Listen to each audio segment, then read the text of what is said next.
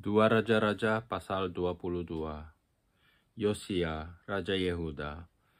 Kitab Taurat ditemukan kembali. Yosia berumur 8 tahun pada waktu ia menjadi raja, dan 31 tahun lamanya ia memerintah di Yerusalem. Nama ibunya ialah Yedidah binti Adaya dari Bozkat. Ia melakukan apa yang benar di mata Tuhan dan hidup sama seperti Daud, bapa leluhurnya, dan tidak menyimpang ke kanan atau ke kiri. Dalam tahun yang ke-18 zaman Raja Yosia, maka Raja menyuruh Safan bin Azalia bin Mesulam, panitera itu, ke rumah Tuhan. Katanya, pergilah kepada imam besar Hilkia, suruhlah ia menyerahkan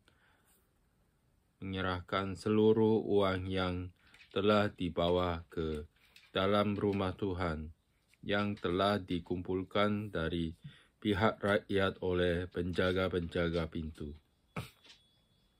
Baiklah itu diberikan mereka ke tangan para pekerja yang diangkat untuk mengawasi rumah Tuhan, supaya diberikan kepada tukang-tukang yang ada di rumah Tuhan untuk memperbaiki kerusakan rumah itu, yaitu kepada tukang-tukang kayu, tukang-tukang bangunan, dan tukang-tukang tembok, juga bagi pembelian kayu dan batu pahat untuk memperbaiki rumah itu. Tetapi tidak usahlah mengadakan perhitungan dengan mereka mengenai uang yang diberikan ke tangan mereka, sebab mereka bekerja dengan jujur. Berkatalah imam besar Hilkia kepada Safan, panitera itu, telah kutemukan kitab Taurat itu di rumah Tuhan. Lalu Hilkia memberikan kitab itu kepada Safan, dan Safan terus membacanya. Kemudian Safan, panitera itu, masuk menghadap raja. Disampaikannya lah kabar tentang itu kepada raja.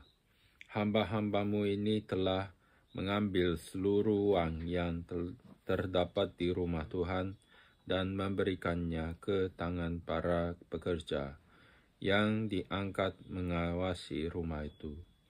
Safan, panitera itu, memberitahukan juga kepada raja, Imam Hilkia telah memberikan kitab kepadaku. Lalu Safan membacanya di depan raja. Segera sesudah raja mendengar perkataan kitab Taurat itu, dikoyakannya lah pakaiannya. Kemudian raja memberi perintah kepada Imam Hilkia, kepada Ahikam bin Safan, kepada Akhbor bin Mikha, kepada Safan, panitera itu, dan kepada Asaya, hamba raja, katanya, pergilah mintalah petunjuk Tuhan bagiku, bagi rakyat dan bagi seluruh Yehuda, tentang perkataan kitab yang ditemukan ini. Sebab hebat kehangatan murka Tuhan yang bernyala-nyala terhadap kita, oleh karena nenek moyang kita tidak mendengarkan perkataan kitab ini dengan berbuat tepat seperti yang tertulis di dalamnya.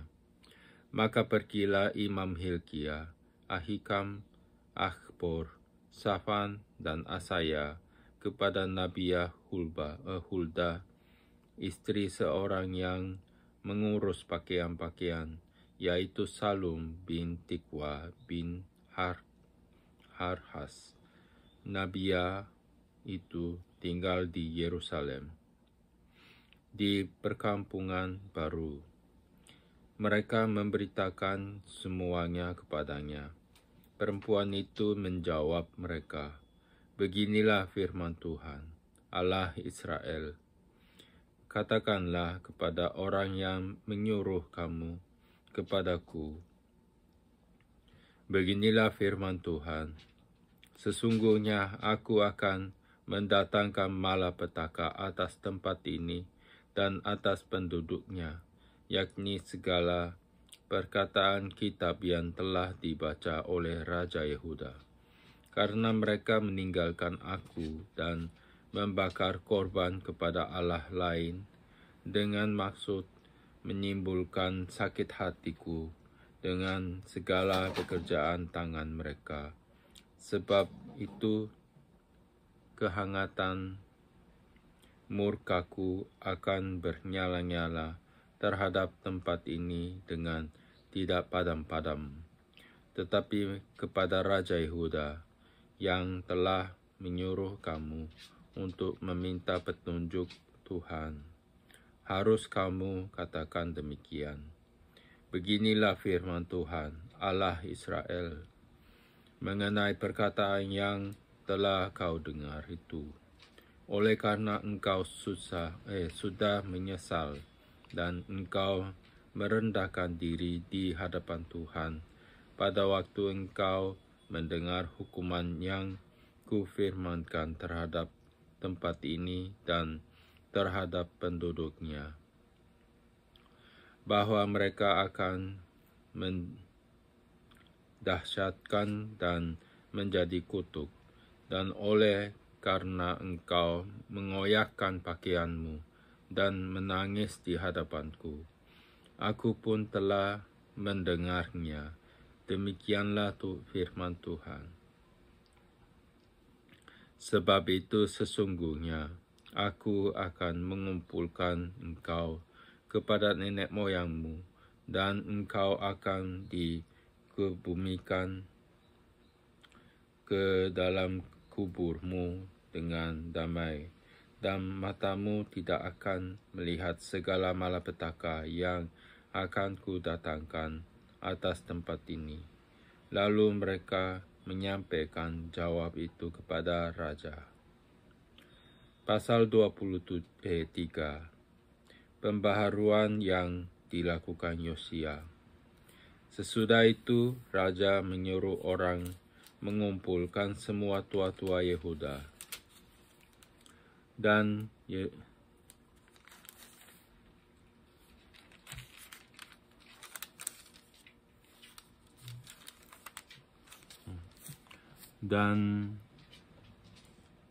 Yerusalem. Kemudian pergilah Raja ke rumah Tuhan dan bersama-sama dia semua orang Yehuda dan semua penduduk Yerusalem, para imam, para nabi, dan seluruh orang awam, dari yang kecil sampai besar. Dengan didengar mereka, ia membacakan segala perkataan dari kitab perjanjian yang ditemukan di rumah Tuhan itu.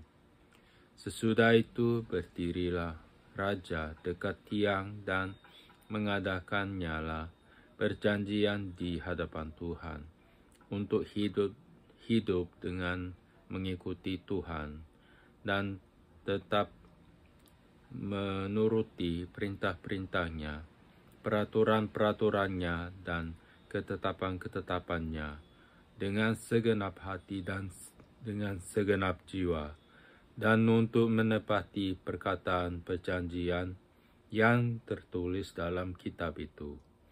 Dan seluruh rakyat turut mendukung perjanjian itu.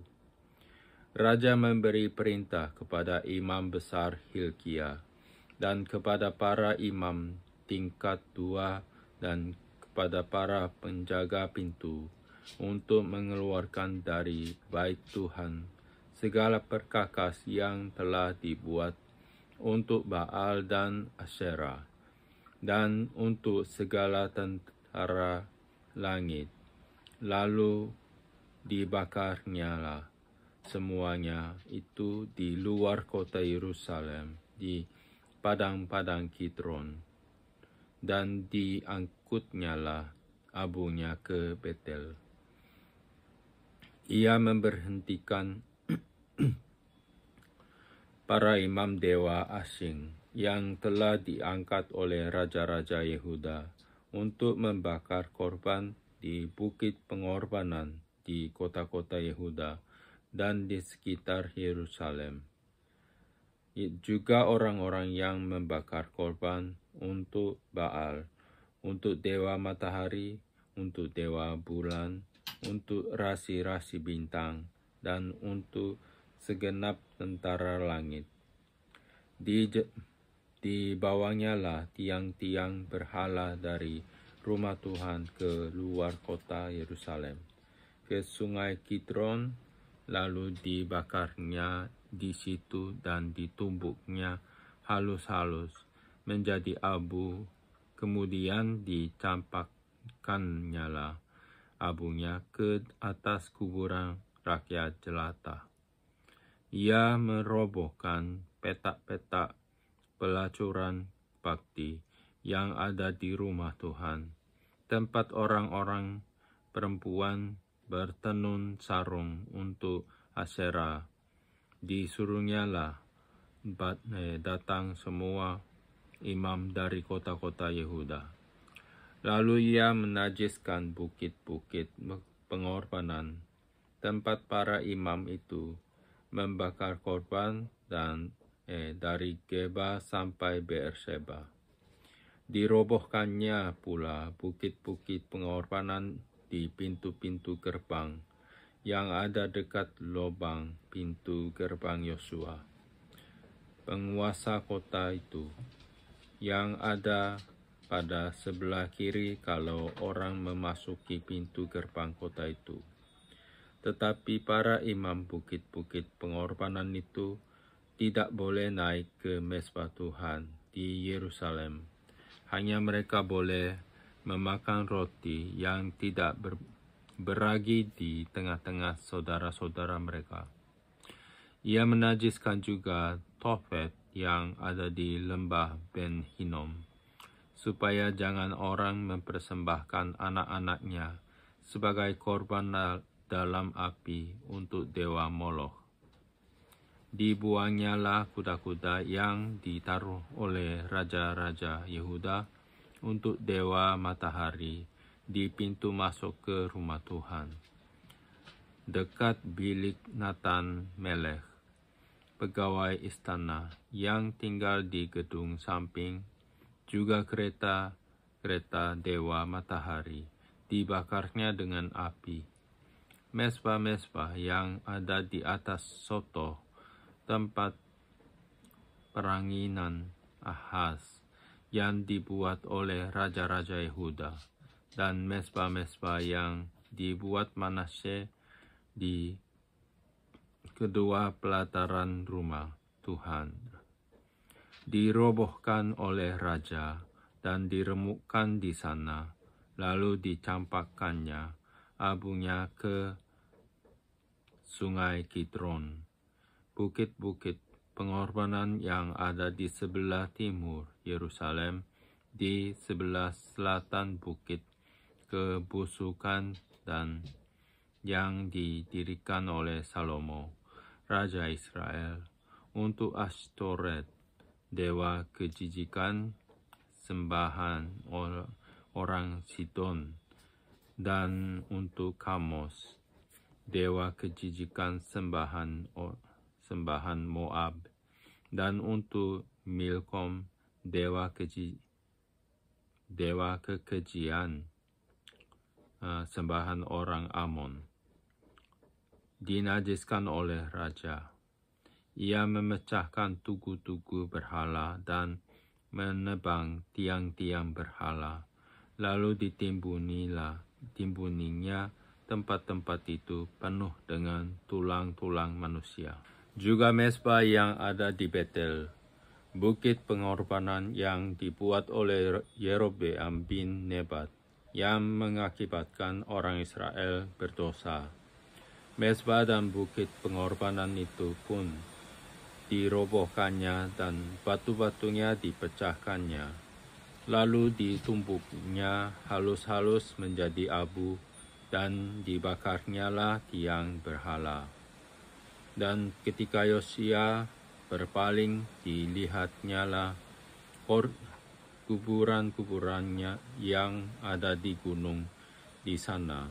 Lalu menyuruh orang mengambil tulang-tulang dari kuburan-kuburan itu, membakarnya di atas mezbah dan menajiskannya sesuai dengan firman Tuhan yang telah diserukan oleh abdi Allah yang telah menyerukan hal-hal ini. Ia berkata, "Apakah tanda keramat yang kulihat ini?"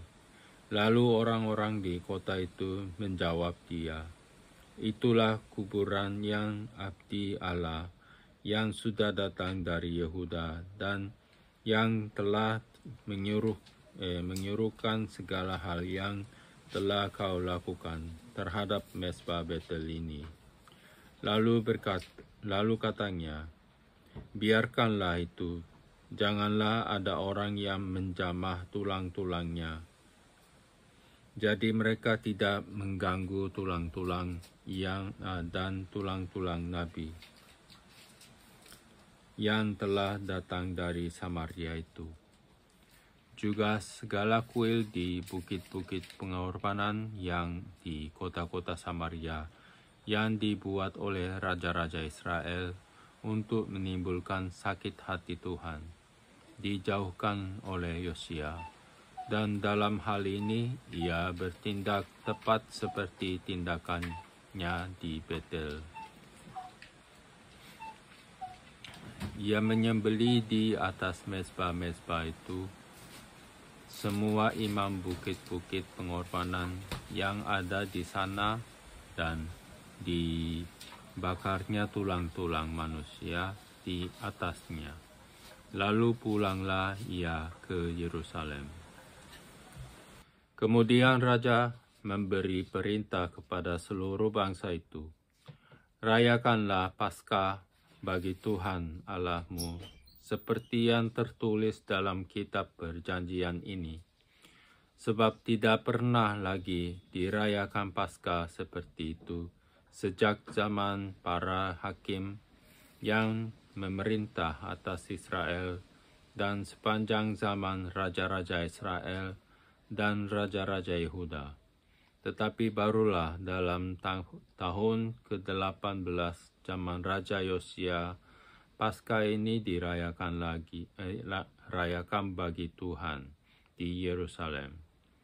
Para pemanggil arwah dan para pemanggil roh peramal, juga terafim, berhala-berhala, dan segala dewa kejijikan yang terlihat di tanah Yehuda dan di Yerusalem dihapuskan oleh Yosia dengan maksud menepati perkataan Taurat yang tertulis dalam kitab yang telah didapati oleh Imam Hilkia di rumah Tuhan.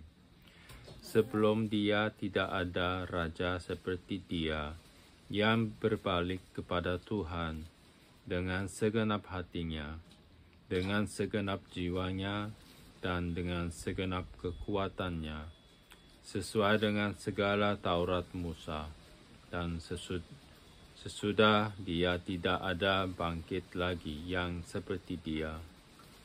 Tetapi Tuhan tidak beralih dari murkanya yang sangat bernyala-nyala itu, yang telah bangkit terhadap Yehuda, oleh karena segala sakit hatinya yang ditimbulkan Manasye. Lalu berfirmanlah Tuhan, "Juga orang Yehuda akan kujauhkan dari hadapanku, seperti aku menjauhkan orang Israel, dan aku akan membuang kota yang kupilih ini, yakni Yerusalem, dan rumah ini, walaupun aku telah berfirman tentangnya, namaku akan tinggal di sana." selebihnya dari riwayat Yosia dan segala yang dilakukannya. Bukankah semuanya itu tertulis dalam kitab sejarah raja-raja Yehuda? Dalam zamannya itu majulah Firaun Neko, raja Mesir, melawan raja Asyur di tepi sungai Efrat. Raja Yosia pergi menghadapi dia, tetapi Firaun membunuhnya di Medigo. Segera sesudah ia melihatnya, pegawai-pegawainya mengangkut mayatnya dengan kereta dari Medigo dan membawanya ke Yerusalem. Kemudian mereka menguburkannya dalam kuburnya sendiri. Maka rakyat negeri itu menjemput Yoahas anak Yosia, mengurapi dia dan mengangkat dia menjadi raja menggantikan ayahnya, Yoahas, raja Yehuda. Yoahas berumur 23 tahun pada waktu ia menjadi raja, dan 3 bulan lamanya ia memerintah di Yerusalem. Nama ibunya ialah Hamutal binti Yeremia dari Libna. Ia melakukan apa yang jahat di mata Tuhan, tepat seperti yang dilakukan oleh nenek moyangnya.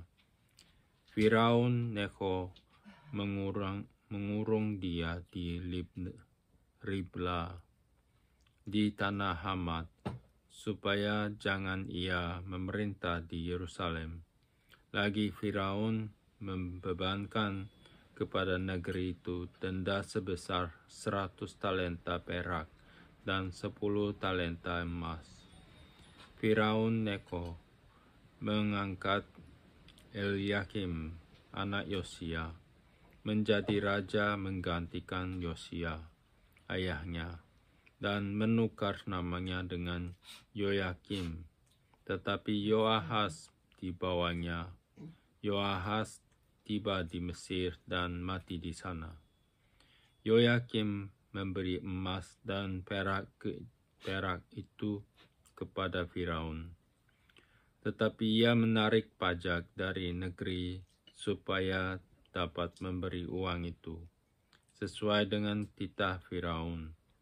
Ia menagih emas dan perak itu dari rakyat negeri, dari setiap orang menurut jumlah ketetapan pajaknya, untuk memberikannya kepada Firaun Neko. Yoyakim, raja Yehuda. Yoyakim berumur 25 tahun pada waktu ia menjadi raja, dan 11 tahun lamanya ia memerintah Yerusalem. Nama ibunya ialah Zebudah binti Pedaya dari Ruma. Ia melakukan apa yang jahat di mata Tuhan, tepat seperti yang dilakukan oleh nenek moyangnya. Pasal 24.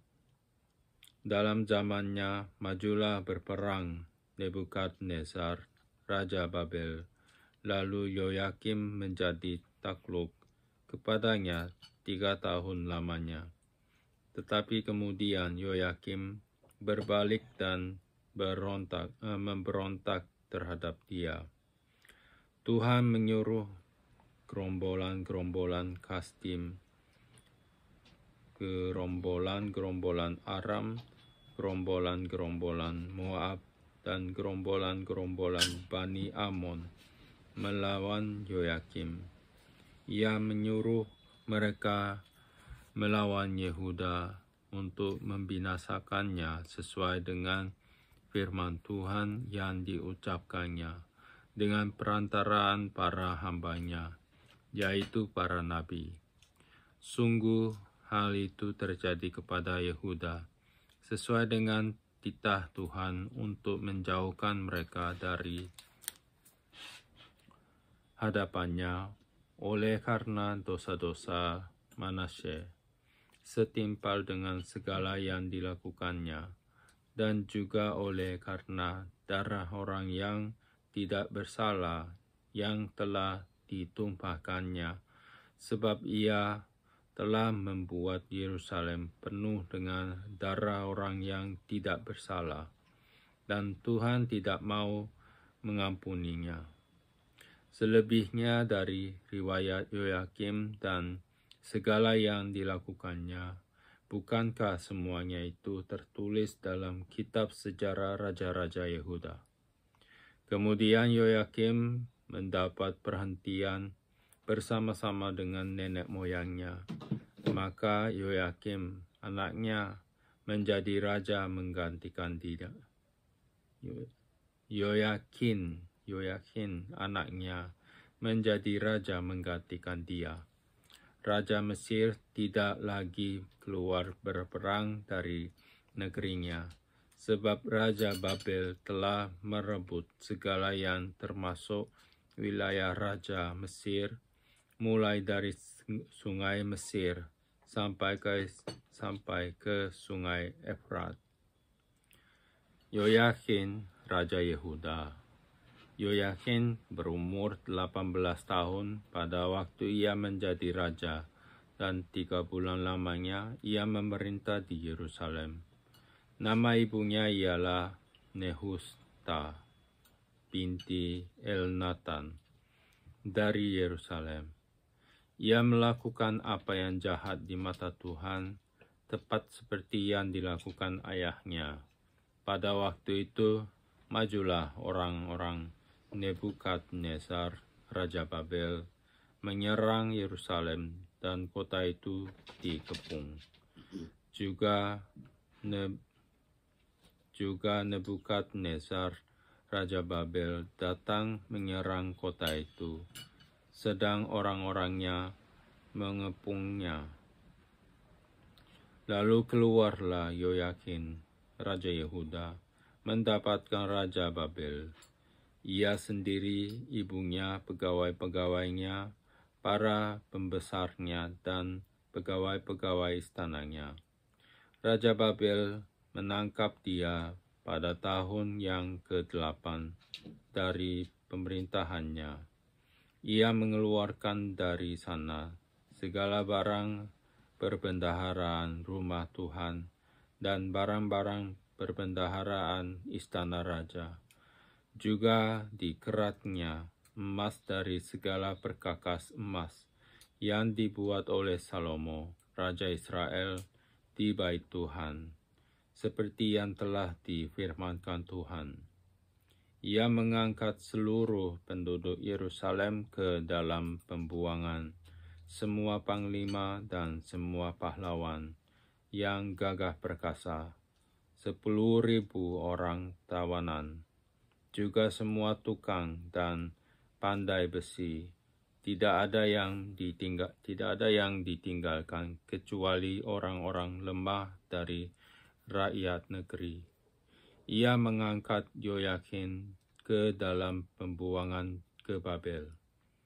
Juga ibunya raja, istri-istri raja, pegawai-pegawai istananya, dan orang-orang berkuasa di negeri itu dibawanya sebagai orang buangan dari Yerusalem ke Babel. Semua orang yang gagah perkasa, 7.000 orang banyaknya, para tukang dan para pandai besi, 1.000 orang banyaknya, sekalian pahlawan yang sanggup berperang, dibawa oleh Raja Babel sebagai orang buangan ke Babel. Kemudian Raja Babel mengangkat matanya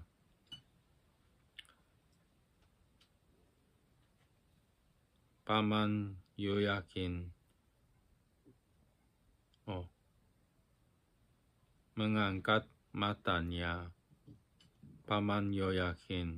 menjadi raja menggantikan dia dan menukar namanya menjadi Zedekia. Zedekia Raja Yehuda, runtuhnya kerajaan Yehuda. Zedekia berumur 21 tahun pada waktu ia menjadi raja, dan 11 tahun lamanya ia memerintah di Yerusalem. Nama ibunya ialah Hamutal binti Yeremia dari Libna. Ia melakukan apa yang jahat di mata Tuhan, tepat seperti yang dilakukan Yoyakim.